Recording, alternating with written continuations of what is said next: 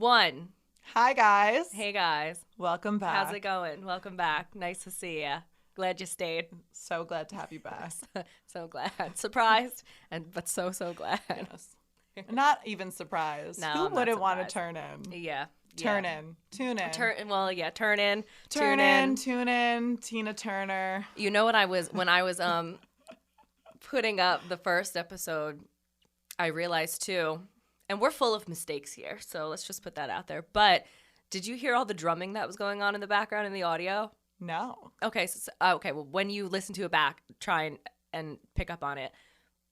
We record in a studio, like a real recording studio. So there's my room that we're in right now, and then there's 2 other rooms with live rooms in them. So you heard. yeah, so they were doing drums that night, tracking drums, and so it picked up on our audio. So That's all right. We had some background. I don't care. So just so you know out there, if you hear like anything like that, you might hear a funky beat once in a while, and that's the fans banging to get in. Yeah, you're welcome. And you're welcome. Just listen and enjoy. Yeah. We also forgot to do our wets and our dries. On our second episode, we forgot to end the show with what was making us wet and dry. I probably had nothing making me wet. Yeah. Same here. No, that's not true. We shouldn't be that pessimistic. There's always something good. You can always find something good. Yeah.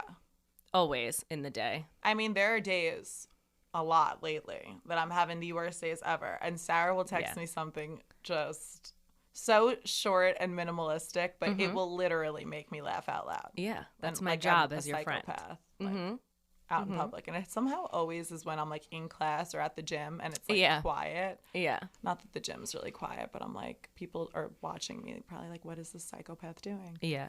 That's okay. You're having Sarah. fun. You're having the time of your life. That's it. You know what? If you are not having fun every day on this earth, then what the hell are you doing here? Yeah. Go to sleep and wake back up on the right side of the bed. Yeah. And we talk about that. Like, you make a choice to be happy. Yeah. You don't have to be happy all day, every day, but I'm happy at some point. And we're not. We are definitely not. But at some point during the day, you make a choice to be happy. And if you don't have friends that help you along with that, then what are you doing with them? Right. A whole lot of nothing, seems like. A whole lot of nothing. Get some new ones. Yeah. Get some new ones. Rough weekend this weekend, huh? It's been a week. I'm not going to lie. I'm always extremely transparent. Yeah. I don't only tell my side of the story. I don't only tell when things are going good. I keep it real. Yeah. I fuck up a lot. Mm-hmm. I'm not good a lot. But at least I'm honest about it, because the only way you could make any progress in this life is by admitting that there's something that needs to be corrected. That's the first step. Yeah. So, other than this podcast, I'm on an alcohol hiatus for a little bit. I'm taking a bit of a cleanse. This is the exception. This is definitely the exception. I have never really been much of a drinker, honestly, which is like surprising because of how much time we spend in restaurants and bars and everything. Yeah. But it's just, I'm always like a 2 and I'm good for sure. Yeah. And I get the worst hangovers that get worse and worse every single year. So I'm just not much of a drinker, but I feel like lately I've been drinking a lot. Okay. And obviously it's a depressant, so that goes without saying that it doesn't always make you feel good. And I just feel that I have some things that I was thinking about this today, that I have to sit with. Yeah. Like, not drink them away, not smoke them away, not party them away. That's a good way to put it. Not fuck them away, you know? Like, I have to sit with them, and that's the only way that I'm going to heal. So, well, for tonight, should we drink on it? Hell yeah. Tonight we're drinking on it, because I'm a firm believer that the company that you are doing anything with affects your experience. So, like, I mean, I love all of my friends, and I'm sure they're going to watch this and be like, what the fuck? You told me you were not going out and drinking, which is like the truth. I'm really not going out. Well, she lied. She lied. She could drink with Sarah, because Sarah's my therapist. Yeah. Yeah. And I mean, imagine actually drinking at therapy. I would finally go. That would get me maybe there. A lot of people would actually go. Yeah, I would make it easier. But you know what? Like I said, 1 or 2 and done. We're going to make a drink, and we're going to drink on it. But the problem is, when you're drinking on the weekends, you're drinking on Friday, Saturday night, you're not cutting yourself off because it's not Tuesday like it is today. Oh, right. And then you end up... Stop telling people that we're recording on a Tuesday. They know. It's okay. But when you're out, you're not hitting the you're brakes. partying. Yeah, it's and more then of you're making some mistakes. And then you're making some bad decisions. But We don't here need we that. don't make bad decisions. No, it's all good. We talk about the bad decisions we make on the weekends. Right, exactly. So my story time might be a little bit dry for about a month, but just, bear with us. Yeah.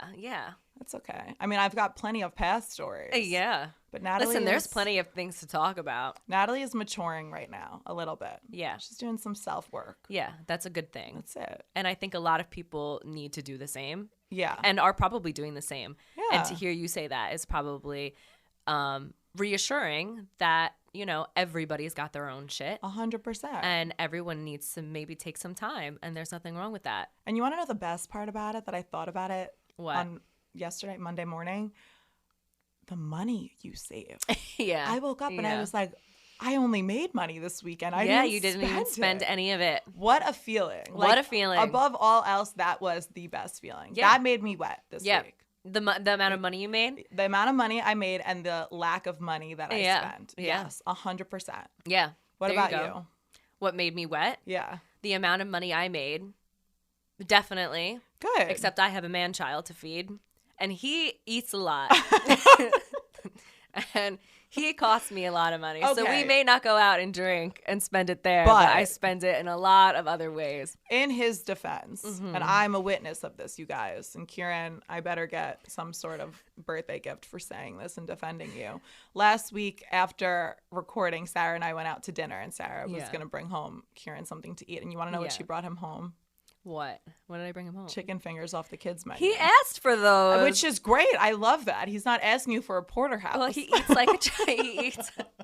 I would rather. He eats like a child. And then he eats all my leftovers. So like that night, I had skirt steak marinating for him to cook in his air fryer. Yeah, you did have a lot at home for prepped him. because I knew I was going to be with you. Oh, you're such a good wife. Yeah, I mean, You I really think are. so. I know so. Yeah. And I brought home my leftovers. I brought him food. I had that skirt steak. And then when I got home that night, You had your leftovers too. I had my leftovers that I brought, which was like the vodka sauce with the chicken in it. Yeah. So good.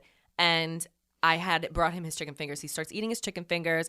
And I'm like, I brought mine leftovers too. Like, if you want to, like, if you can have them if you want, whatever. But like, he had so much other food. Like, I didn't think he was really going to take them. Don't really eat them. This is me right. being This is me being nice because Yeah. I actually brought you home your own food. And right? you have skirt steak marinating. Exactly. Yeah. And then the next morning, like the next day, I get up and I'm like, oh, I could really, like, before I, leave or whatever, have some of that pasta. And it's all gone. Like, everything is gone. Like, I swear you could prep 5, 6, 7, 8 meals for this man and he will eat them. If they're there in front of him, he will eat them all that day. See, but that's the thing with guys versus like with women.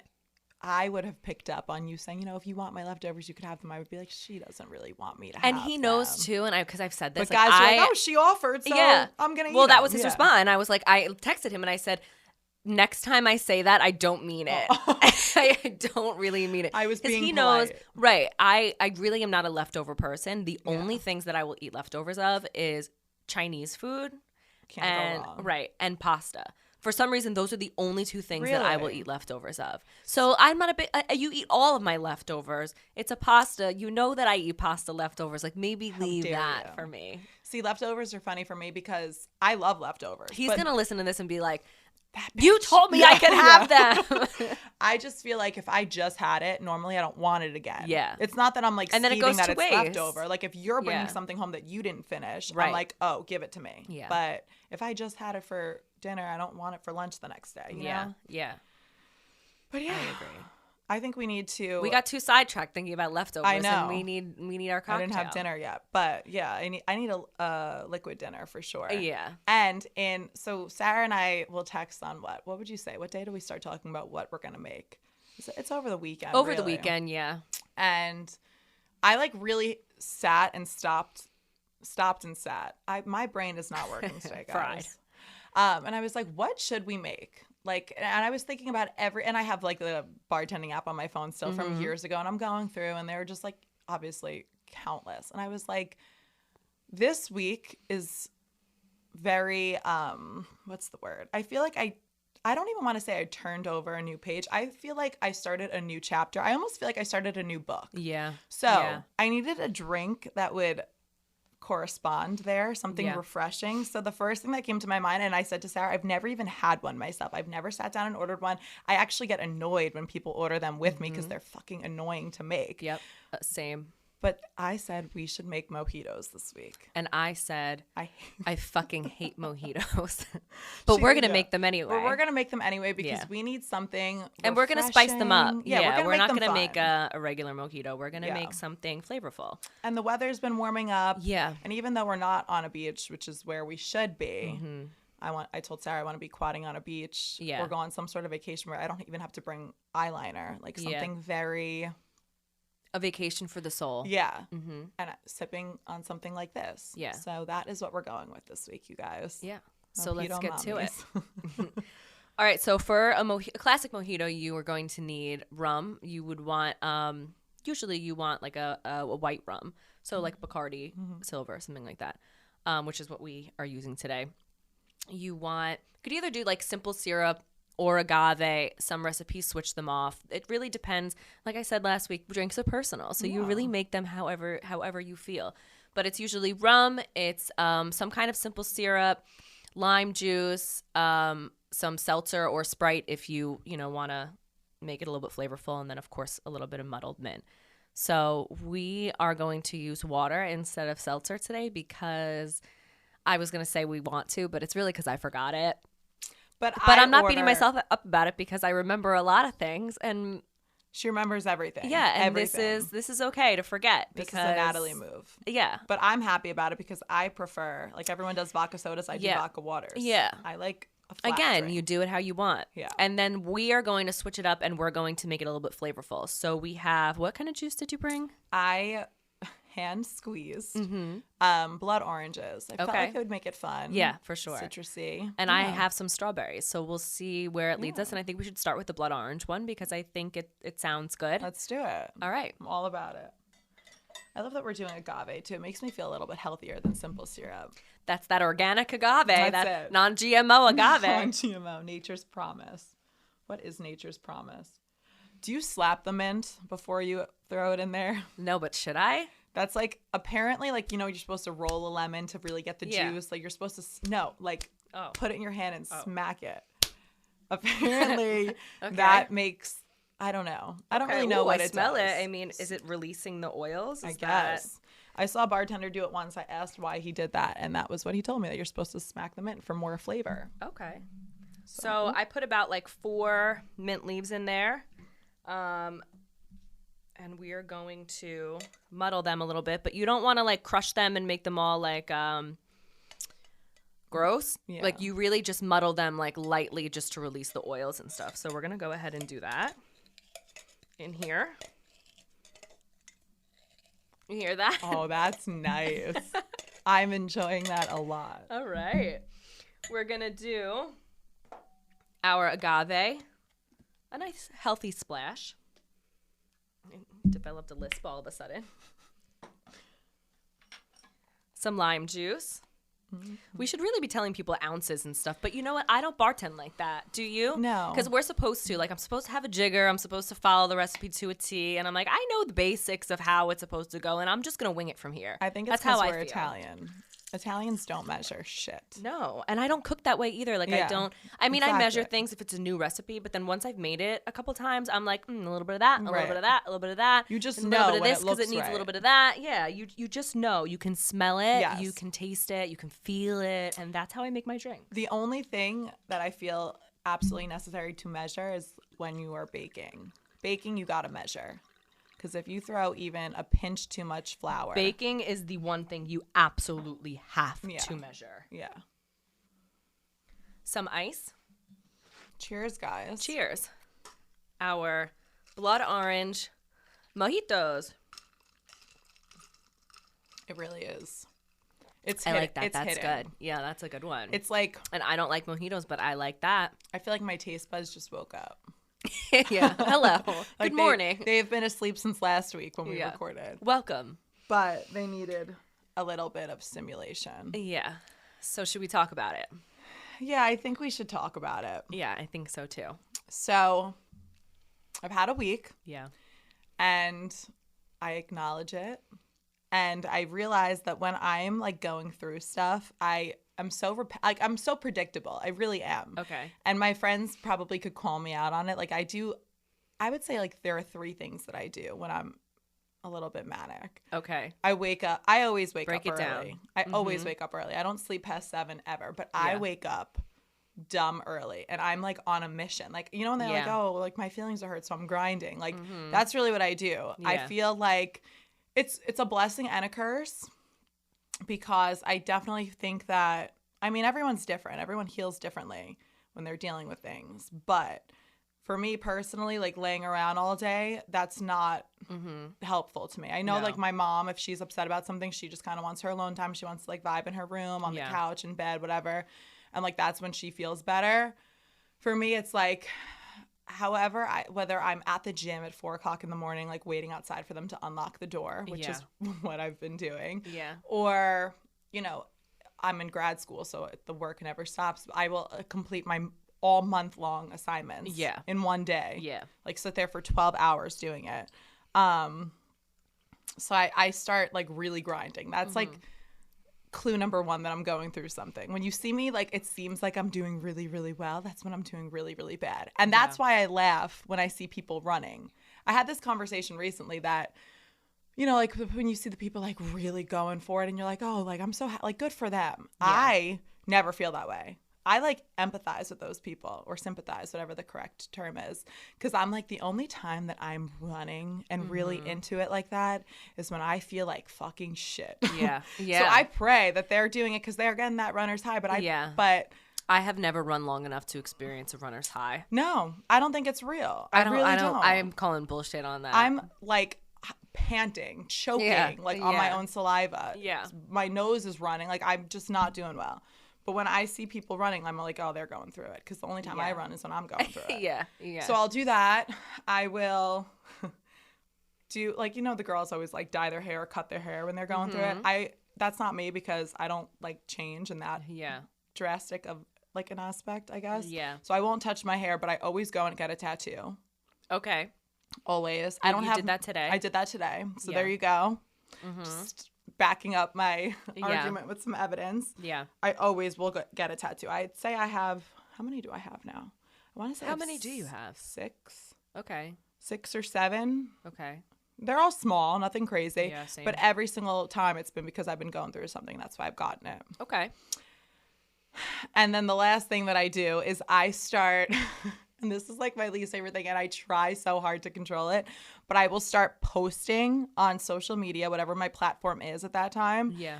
And think that I'm posting like all like really good, positive things, like I guess trying to convince myself. Yeah. And then I watch them back when I'm not in that manic state, and I'm like, why did I post that? Oh my God, cringe. But like, you're not like as OD as like Khloe Kardashian. No, I mean, like, she every day is a million quotes. Yeah, no, it's definitely not like that. But if like something is on my mind, it's like burning for me to like get it out there. So all of that being said, I went on TikTok, which is obviously like my newer platform of choice. I'm like just getting into it. Yeah. And I made a rant that like, I don't want to say it definitely didn't go viral, but of all my videos, it probably got like the most views. And I started the rant by saying, like, I'm going to watch this back when I'm not in a manic state and cringe and think to myself, why did I upload this? Yeah. And probably want to delete it if, like, not just delete it right away. Yeah. And now, like, all the love, like genuine, like positive feedback I've gotten from even strangers, I'm like, you know what? I'm going to start being a little bit more vocal when I'm feeling this way and not feeling like I'm a crazy person. Yeah. Because so my rant really basically was saying that something happened to me during the day. We'll get into it. That I really let defeat me, which like I just said, I normally don't do. If something like hurts my feelings or is bothering me, I will like grind it out. I'll just keep going, keep on keeping on. But that specific day, I like couldn't find it in myself to do that. I laid in bed all day. Got up to eat, got up to go to the bathroom, and just went right back into bed to sleep. And then it was like 5 o'clock, 6 o'clock at night, and I was like feeling really bad about the fact that I did that. I was like, you know what?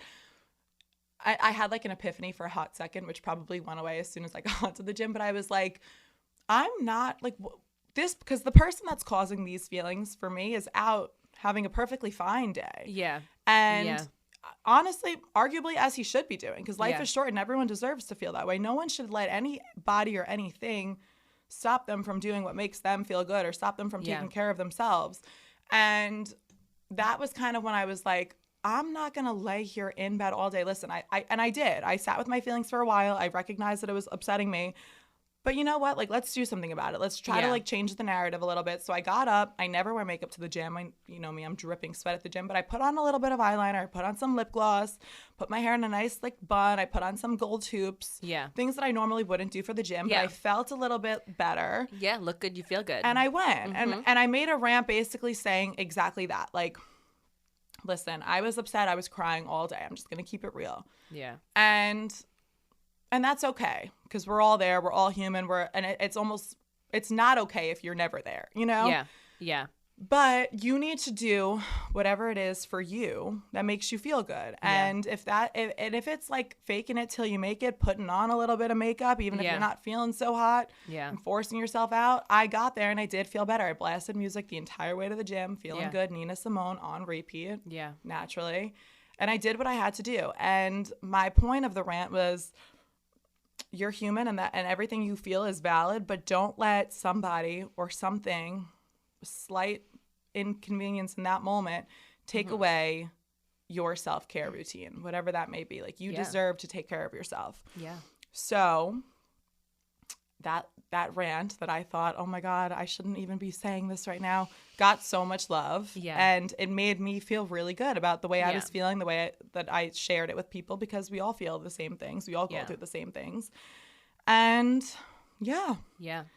So my week was tough. Well, I think that's very important that you are as transparent as you are, because people need to know. The biggest thing I think for people is to know that they're not alone. Right. And sometimes it's very easy to feel like you are. Yes. And to know that somebody else is going through it and having those moments, and it's not just you, it's just such a comforting feeling. 100%. You know what I mean? Yeah. Like, I think that's why I make music, so I connect to it in a different way. Making it is a lot of therapy for me, but that's why so many people connect so deeply to music, because it's universal. Like, this one person is saying this line and it means something different, but something so great to each person, and they can connect with it. And it's a community, and it's somebody else said something and I feel that exact same way, and I'm not alone. Yeah. You know, and to hear it like someone just say it out loud like you are, it brings out the bad bitch in them. Like, you know what? She's doing it, and she's putting on her hoops and getting to the gym, and I'm going to do the same. Yeah. Or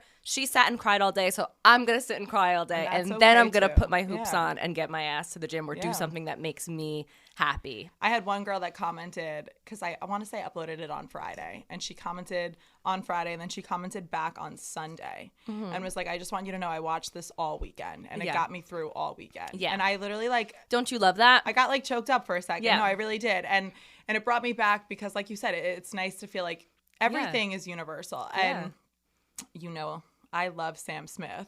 Huge Sam Smith fan. And I remember when he, is it Love Goes? Is that the name of his most recent album? He uploaded that it was, you know, finally on Apple Music and everything. Go check it out. And he wrote in his caption, it like sticks in my head. I hope this album is a friend to you. It sure has been a friend to me. Yeah. And like it sounds so lame and cheesy and everything, but if I ever got to meet him, I would just like love to tell him, like, obviously I would fangirl so hard, but like I just genuinely would love to tell him, like, it really was a friend to me. Like, you don't even know. You really don't know how many times. If that person, if that celebrity songwriter, whatever, can write those lyrics that resonate so much with you, how many other fucking people also feel similarly? It's so true. So that's why I think it's so important to just keep it fucking real. Keep it real. We're all in this together, and we're just trying to get by. And suppressing anything that you're feeling won't help. Yeah. It really won't. I dealt with someone for over 3 years, on and off, that never fully gave me like what I had been begging for, really begging for. And I wasn't even asking for anything. I wasn't asking for a lot from them, but I didn't get much. And I was always finding out about... I never got like that exclusive, this is my girl, I'm going to post her. You were always in that weird zone. It was always like, what, like literally, what am I? Yeah. And, you know, that should have been a sign enough. But when you like really love someone, it doesn't matter. Like, I remember Kate and I being at dinner semi-recently, and she said to me, seriously, what would it take for him to do for you to finally walk away? Because he's done everything, you know? And as have you. And as have I, right? Yeah. Of course. It's definitely gone both ways. It's been so toxic and so unhealthy for so long that it just feels like it's normal. So she said, what would it take? And my genuine answer to her, like, because I really did sit and think for a sec, was that I would really just have to meet someone else. Yeah. And it sounds so sad, but there's nothing at this point that he could do that I would just be like, that's it. I'm done with him. I'm going to walk away and be single and do, like, it just wouldn't happen because it just, my life became so, like, it's just him. Like, whatever happens, happens. We're going to get in a fight. He's going to block my number. Yeah. We're not going to talk for a couple of days, but next week we'll be back. I'm going to show up at his house. You're going to shatter his door and he's going to end up in your bed. And he's going to say, all right, like, and I'm going to ask you what kind of head you give to make him do that. Yes, right. That's the cycle we were in. And it starts, you know, at some point you want to start adding some humor in because what else can you do? You have to make light of something. You have to make light of it because we're all just trying to fucking get by. It's so dark. You got to try to make it light. Yeah.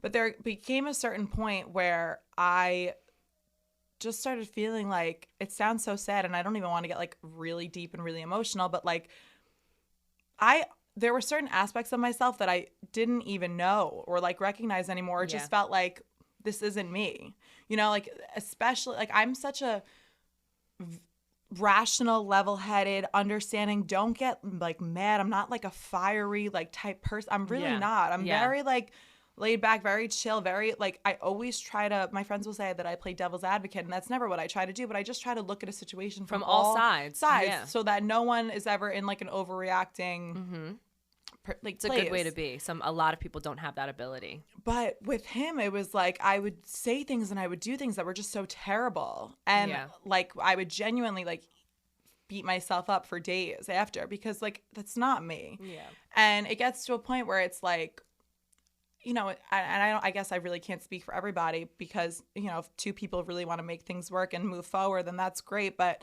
I think for us, we were at a place where so much damage has been done. So many, like it's just a constant blame game. Well, you did this because I did this because you did this and vice versa. And it's like, you and I just literally cannot see eye to eye. No matter what I tell you that hurt me, you're always going to have an answer for it. And like at the end of the day, what are we doing here? Like it got to the point where I genuinely avoided that first phone call in the morning because I don't know how that first phone call is going to go. And most likely 80% of the time it's going to go south. And then the rest of my day is ruined. Yeah. Because we just got into a fight at 8:00 in the morning. And it's like, it's not supposed to be that way. Like I was listening to a bunch of TED Talks the other night.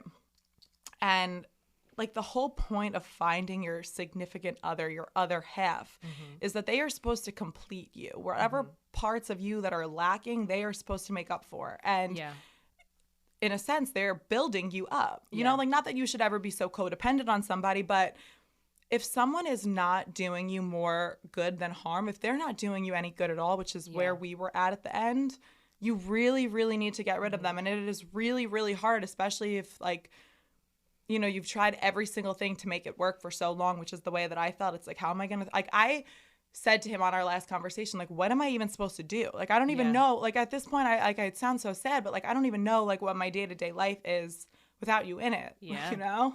Yeah. So, yeah. So it's hard. It's just really hard. Yeah. But it is. You have to just realize what is serving you and what isn't. Yeah. And the hardest, like what I said to you recently, is the hardest part is grieving someone that is still alive. Yeah. Because you always wait around and think that they're going to call.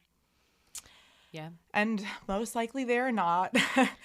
And you just have to realize, you have to look at it as what it was. And that's really what's like been keeping me going. Like I will hang up on like the small things, like the fucking sliver of good times that we had and how good I felt. And that's, you know, narcissism at its finest. And then just cancel out every terrible like dagger to the heart that I felt. Yeah. And I'm done doing that. Every time I think about him, I think about like the pain, the severe pain that he caused me, and the aspects, these like demons of me that he brought out that I didn't even know and didn't recognize and don't want to live with anymore. And it's like, I deserve better. I really do. And honestly, in some ways, like he really does too. You both do. We both do. Yeah. And we have to just...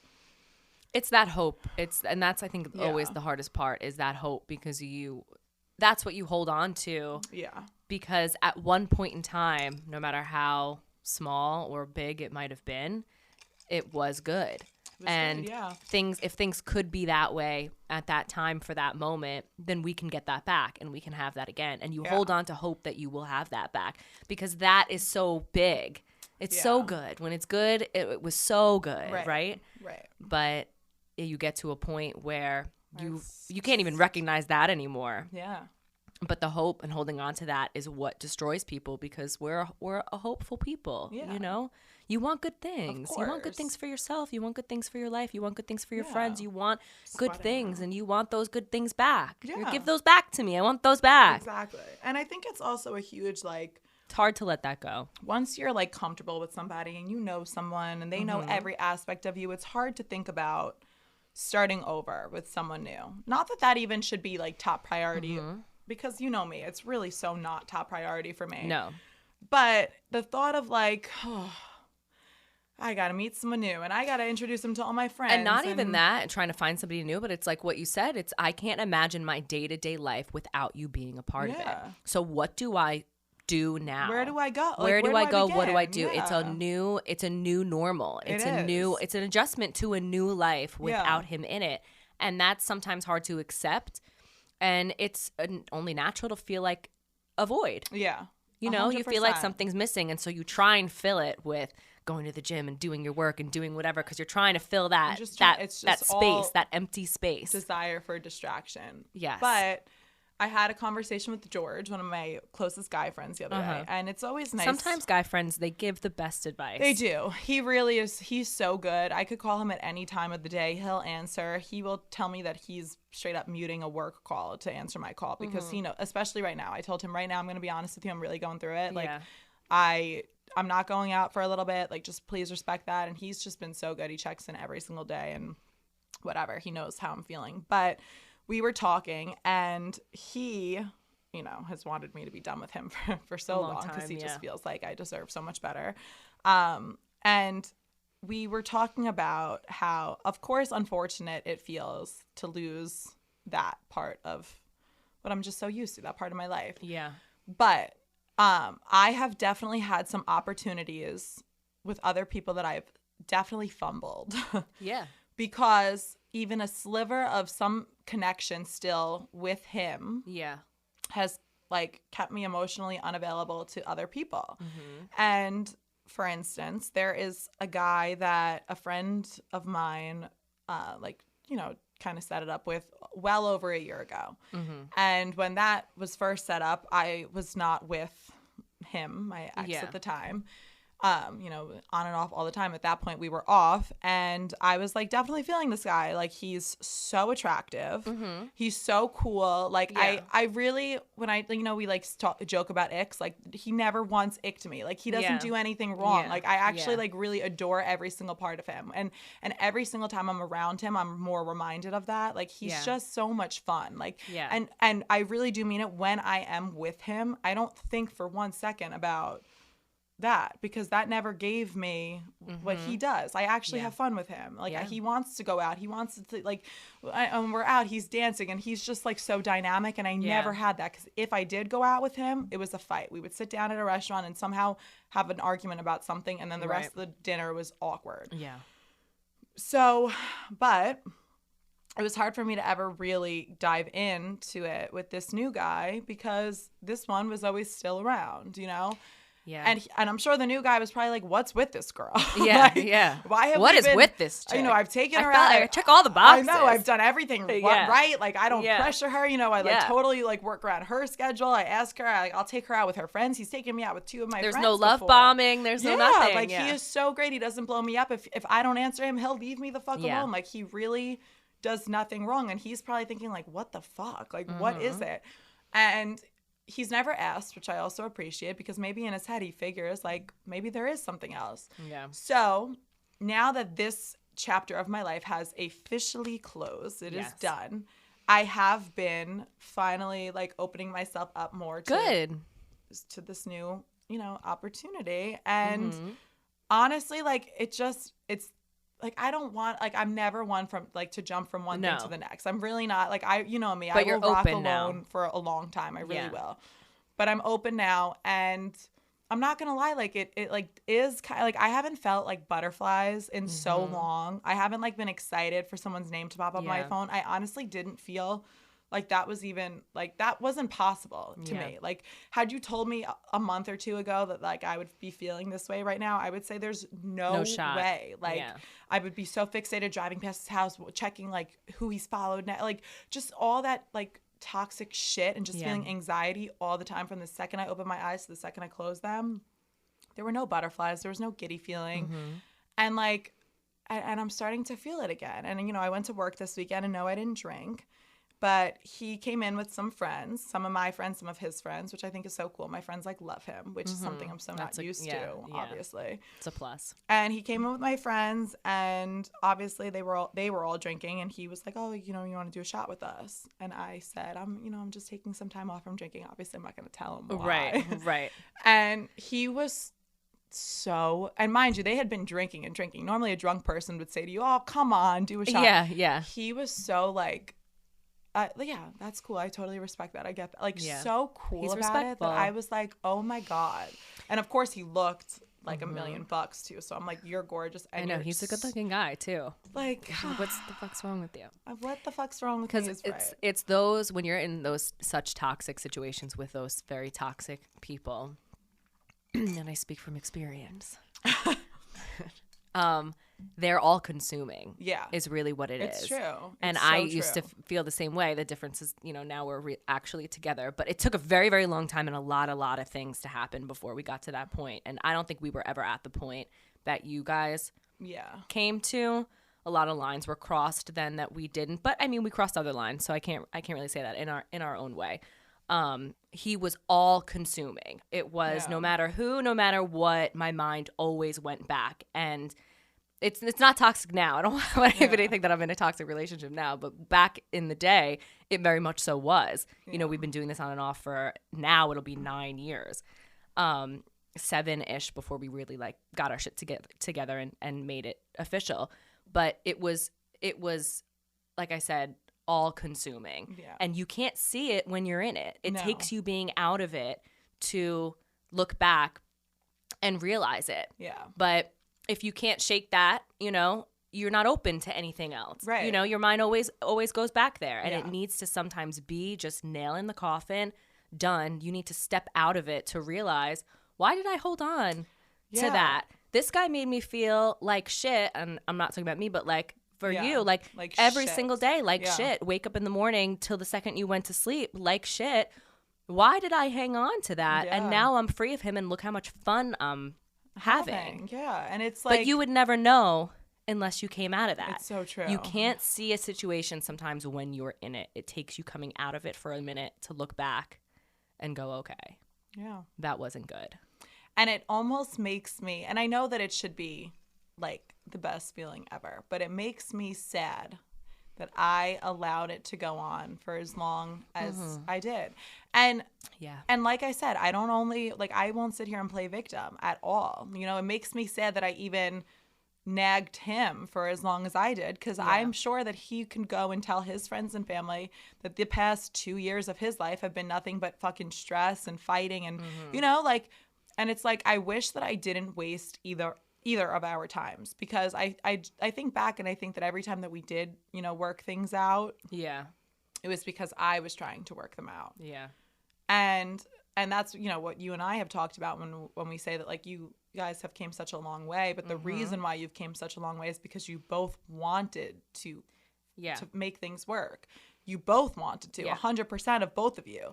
And that's the only way that you really could. And you know, I don't even want to say that 100% of me wanted to. Yeah. Because it wasn't. And it definitely wasn't on his end. I would say maybe I was 75, maybe he was 50, maybe he was less, you know? And it's like, what are we doing here? We're wasting time. Yeah. And energy, and it's just, it's not working anymore. The person that you're with is supposed to enhance your life and supposed to make you want to be a better person. Right. You know, you have like the way that you are, and you're somebody who I think is constantly working on themselves, whether it be physically, mentally, emotionally. You, to me, always seem like a person who, seriously, who is trying to be the best friend. They could be the best daughter, the best sister, the best dog mommy, the best, you know, and physically in the best shape. Like, you always are somebody who's constantly working on being the best version of you. So when you get in these situations and you start to feel like you backtrack, it's frustrating. It's so frustrating. It really is. Because that's not what you're about. That's not what you're working on. You know what I mean?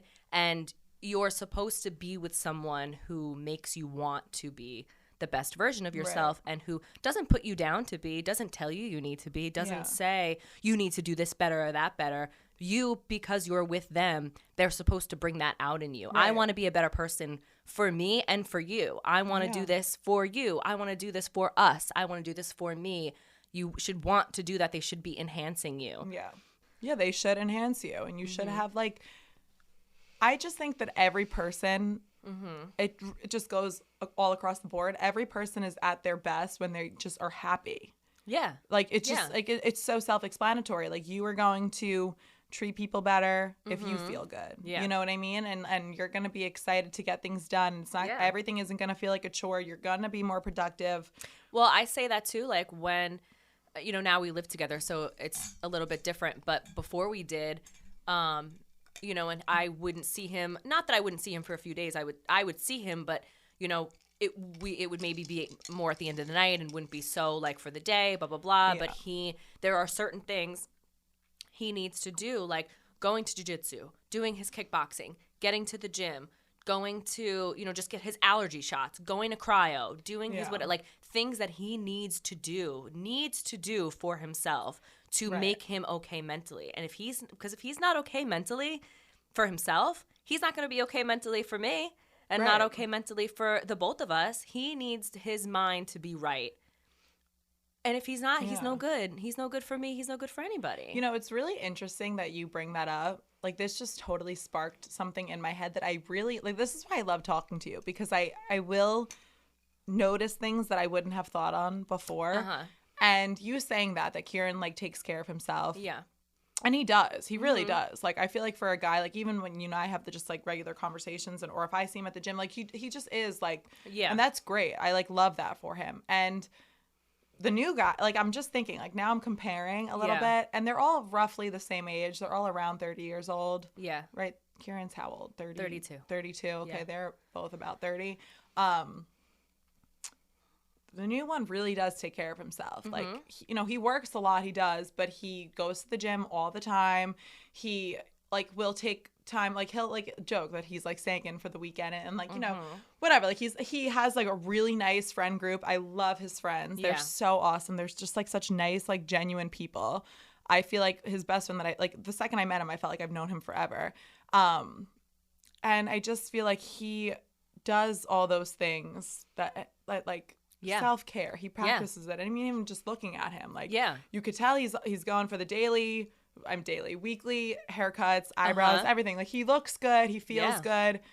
All and then power he can to be him. good to and somebody he's else. Like a nice guy, because I'm sure he feels good, which is what he should feel. Whereas the doesn't do anything he for does himself. nothing for himself. And not even, like, attacking him in that sense. He almost doesn't really have the time. I mean, he could easily make the time. He works himself like a dog. He works a lot and he makes money. He works but that's a million his taking care of himself is financially. But that's not enough. It's not enough. He makes no time. And we've talked about it, that he's so sleep deprived. He skips meals all day long. He doesn't. The gym is, please. That's not even, like, he'll, like, laugh at how much I go. And it's like, and I said to him, within the past, like, 6 months, I remember saying, like, are you happy? Like, take me out of the equation. I'm not asking about me and you. I'm talking about you. Like, are you happy? And he, like, literally laughed and was like, absolutely not. Yeah.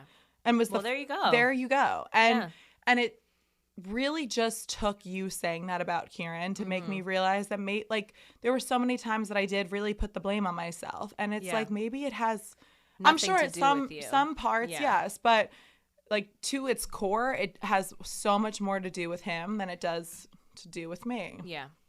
And I just pray that, and that goes for everyone in my life, whether it be ex-boyfriend, ex-friend, anyone that's in my life currently or used to be.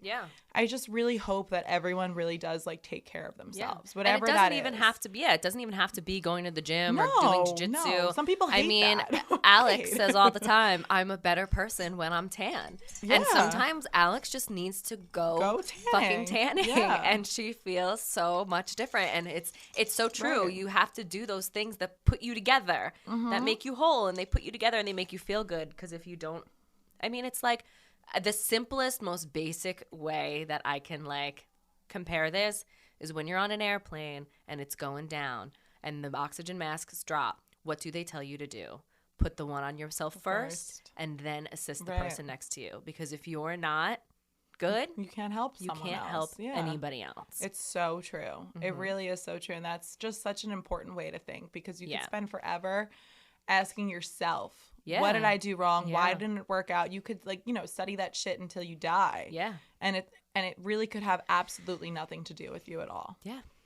And I just think that I feel like I'm going to sleep nice tonight for the first time in a week. I'm going to get a good night's rest. Maybe 6 hours. Maybe 6 hours. I would be so happy. No, but it's true. It's just, you know, it's been a week of reflection on all aspects, you know, and I'm not going to sit here and say that I haven't stopped. I mean, I went to the gym one morning and the front desk girl was like, are you good? Because my eyes are so puffy. But you need that. You need those moments too. But you totally need them, because they're, you know me, years ago, I was tripping over you know who. And I never cried. I used to tell myself, like, you are not going to cry, you know, like military, like fucking tough, thicken your skin up. You're not crying. And there are a lot of times where I feel like that is why I am the way that I am today, because there's so much shit that I didn't let myself feel then. So you have to sit with it. I think you put it perfectly in the beginning of this episode, is that there are things that you need to just sit with it. And then you can laugh about it. Oh, and I'm laughing. Believe me, I will text Sarah 1 minute, and I voice memo Sarah all day. All my close friends know I am straight voice memoing everything. I will voice memo my friends screaming, crying into the phone, to the point where they're like, what are you even saying? Like, I can't even understand. Like, make out what the fuck. Like, Kayla will FaceTime me and be like, what the fuck is going on? Do I need to drive over? Kate will pass my house. I'll see her passing. And then, like, 5 minutes later, I'm, like, sending them something and being like, LMFAO in caps. And everyone's like, Natalie. Natalie. Natalie, what the fuck is going on? I'm like, no, everything's fine. I'm at the gym lifting weights way harder than I could at 4 o'clock in the morning. Like, and then can't walk the whole next day. And it's like, you know what? It's all a part of life. It really is. And a coworker of mine, like I recently started a new job. I've been at this job for like 3 months now, and I really like love everyone there. I really do. I've like probably haven't been so happy at a job since we worked together in its prime, when shitty management didn't take over. No offense. Well, But the new job that I'm at, I like went in recently, and this is so unlike me again. But again, I've been so vulnerable and raw with my emotions lately, and I walked in and I like had just had a breakdown in the car before walking in, and one of my coworkers was like, whatever it is, he's like, I'm not gonna ask, but whatever it is, in 5 years you're going to look back and you're gonna laugh. And right now you're not laughing, but trust in that. Trust in 5 years from now you're going to look back and laugh, and that's it. And just and keep on keeping on. And I was like, I took a deep breath after that, and I was like, you know, you're fucking right. And I got in there and I enjoyed the rest of my time there. Because we're, like I said, we are all just trying to get by. And laughter is like, the amount of endorphins laughing produces is like, I mean, more than going to the gym, more than anything. You have to laugh. And that's it. One of my favorite quotes, my friend Sarah put on her story recently that she was having a bad day. She's also like me, very transparent if she's having a bad day. And she put like, everyone write, like one of the response boxes, everyone write your favorite quotes. And I was like so excited for her to actually post all the quotes that people were sending in, because I love all of that. So I sent her in my favorite one, which was like the law of happy states. However happy you've been, you will someday be happier. Oh. So you can right now sit here and think about like the first thing that comes to your mind, like the happiest day of your life. Yeah.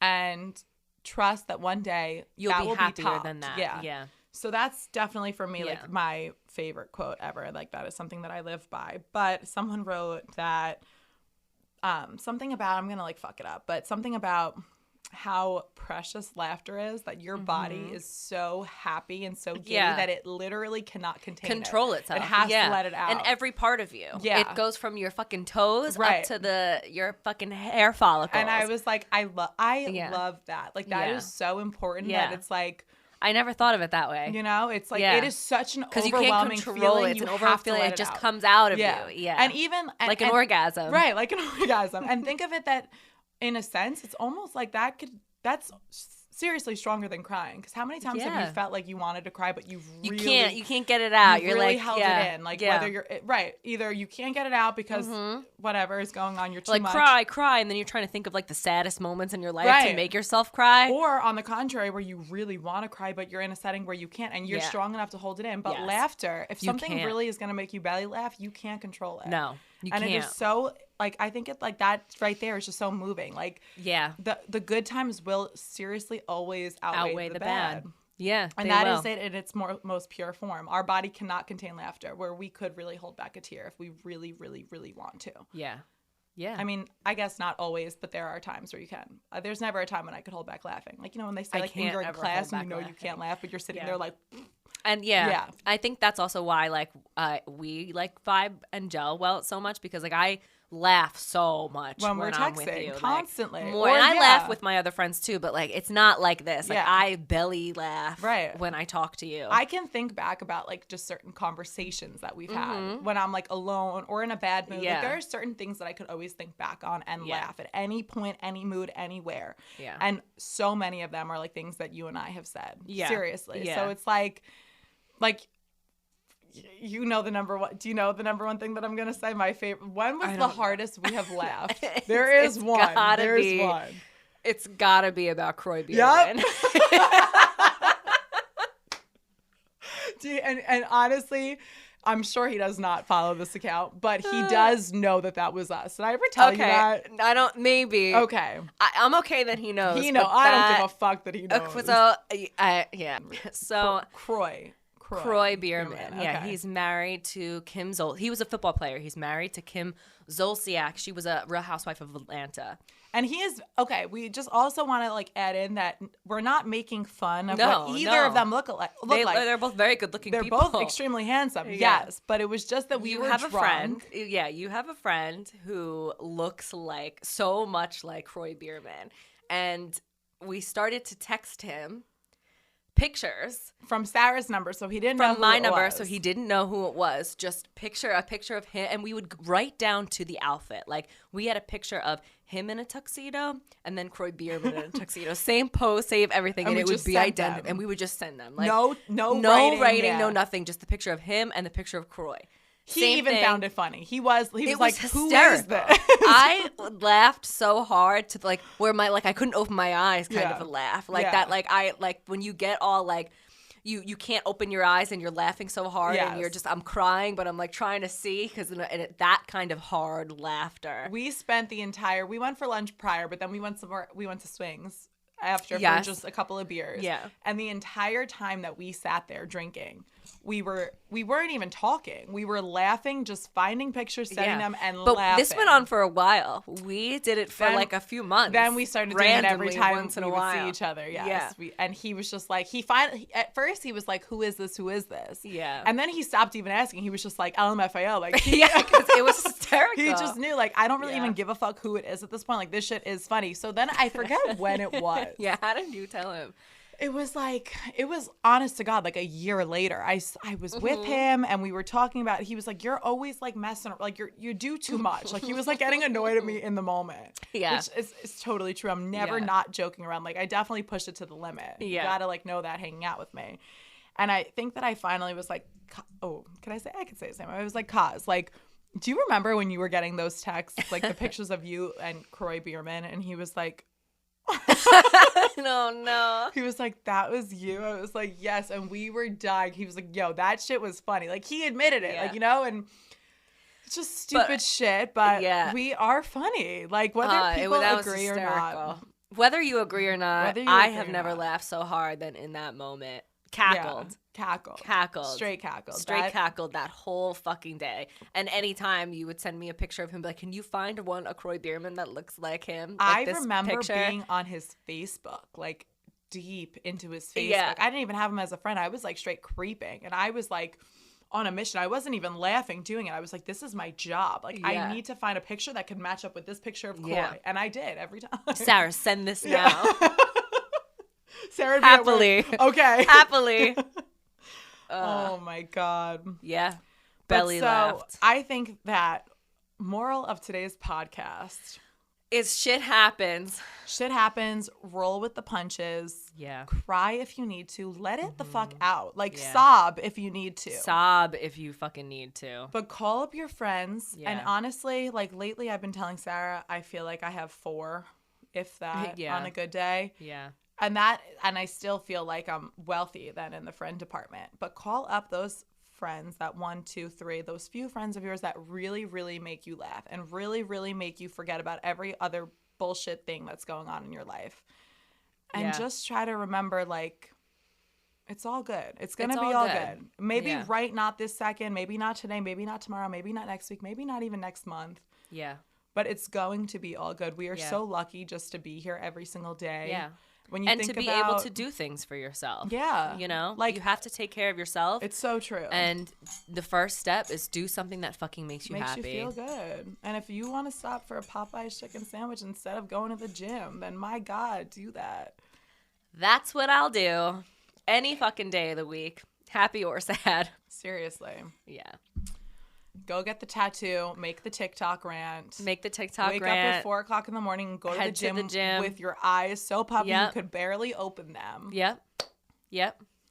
Do whatever it is for you that you need to do. And then as long as that's your focus, as long as you're doing what you need to do for yourself. That's the best you can do. And feeding yourself. Then you are good. Then you're good. You're on the right track. I think we can conclude it there. Yeah, I like that. Cheers to that. I'm empty and Sarah is not. See you guys next week.